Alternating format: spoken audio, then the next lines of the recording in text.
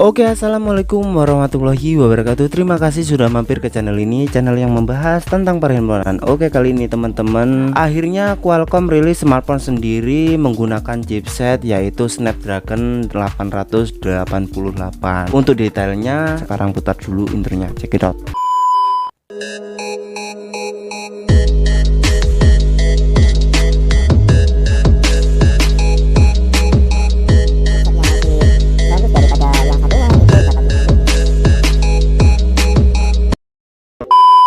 Oke, memang Qualcomm selama ini terkenal sebagai chip market terkemuka di dunia, sebagai salah satu perusahaan pembuat chipset mobile terbesar di dunia ya teman-teman. Jadi di sini peran Qualcomm itu memang sebagai perusahaan pembuat chip market ya teman-teman. Jadi chipset yang ditanamkan kepada brand-brand HP-HP yang selama ini kita pegang itu memang dari Qualcomm teman-teman. Jadi saling kerjasama seperti itulah pokoknya. Komunitas penggemar yang berpartisipasi dalam forum online dan termasuk dalam Fatmat mendengar berita bahwa Qualcomm akan menciptakan produk smartphone yang memang hasil karyanya sendiri. Smartphone tersebut diberi nama yaitu Smartphone for Snapdragon Insider ya teman-teman. Untuk merilis smartphone ini, Qualcomm kemudian bekerja sama dengan Asus ya teman-teman. Jadi di sini hasil kerjasama. Oke. Next gitu ya.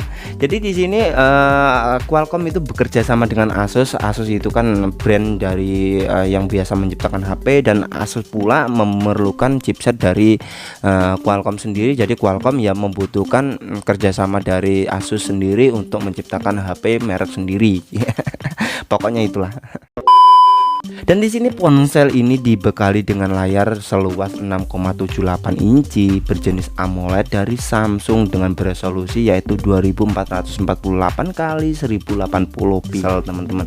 Jadi ada antara Asus dan Samsung untuk layarnya. Memang di sini layar Samsung itu kan terkenal wow. Di sini AMOLED dari Samsung itu kan terkenal bagus ya teman-teman. Jadi di sini pinter ini untuk Qualcomm ya. Qualcomm ambil layar dari AMOLED Samsung gitu.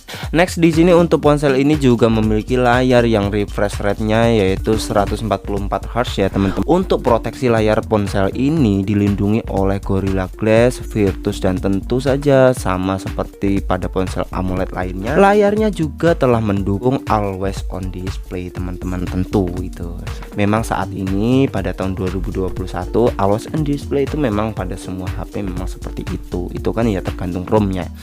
Oke, di sini pada bagian layar terdapat pada sebuah kamera yang beresolusi yaitu 24 megapiksel yang ditempatkan pada bezel atas ponsel teman-teman. Jadi di sini untuk kameranya sih alih-alih memang menggunakan pansol ya. Jadi pansolnya ya seperti itulah di kiri ya teman-teman. Kemudian pada sisi bagian belakang terdapat pengaturan 3 kamera, pemindai sidik jari, dan logo Snapdragon yang dapat menyala sendiri teman-teman. Wow. Jadi di situ ya kayak HP-HP gaming sih. Ponsel ini akan memiliki lensa utama yaitu yang beresolusi 64 megapiksel, untuk sensor ultrawide-nya yaitu 2 megapiksel, untuk telefotonya yaitu 8 megapiksel, dan untuk zoomnya yaitu 3 kali teman-teman. Sebagai ponsel flagship, tentu saja jika ponsel ini ditenagai oleh chipset Snapdragon 888 dengan RAM yaitu RAM 16 GB. Sumpah RAM-nya itu memang nggak ada tandingan. Ini memang chip market sekali ini. Keren dipadukan dengan memori internal sebagai tunjangannya yaitu 512 GB ya. Memang produsen Qualcomm memang keren sekali. Jika memang dia dikenal sebagai chip market, kalau spesifikasinya biasa-biasa saja untung ini bagus ini. Tapi harganya berapa sih memang kira-kira sih?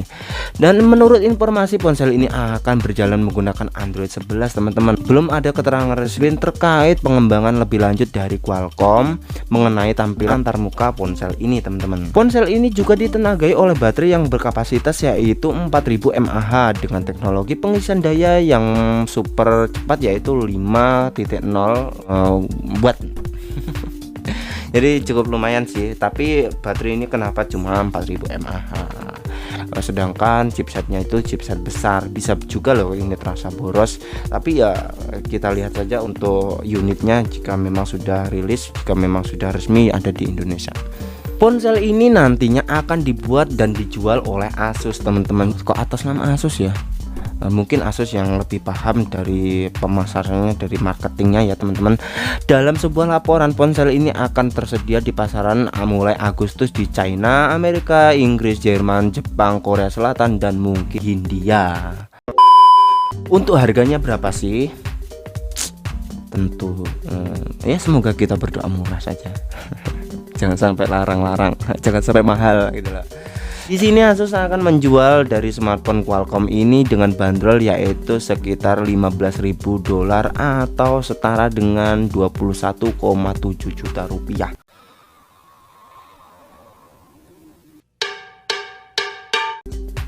$21,7 juta kira-kira bagaimana? Tapi ya memang setara sih kalau spesifikasinya. RAM 15 GB, internal 512 tadi ya. Iya, 12. 500 pokok 500 ke atas. Tapi memang setara sih. Kalau 21 juta 21,7 juta ya. Tapi kalau di Indonesia, entah kalau di luar negeri seperti Amerika dan lain sebagainya, memang uang segitu mungkin terasa kecil. Namun memang masyarakat Indonesia memang rata-rata sih yang mengharapkan smartphone entry level, smartphone yang memang dari kelas harganya itu entry level tapi chipsetnya, tapi tenaganya itu yang power gitu loh. Tapi ya ini memang sumbut sih ya, apa ya, kalau sumbut itu artinya ya sebanding dengan chipset, dengan apa ya, dengan power yang memang ada pada smartphone Qualcomm ini sih. Ya respect untuk Qualcomm dari Asus ini ya. Oke ya, mungkin cukup sekian lah untuk video kali ini.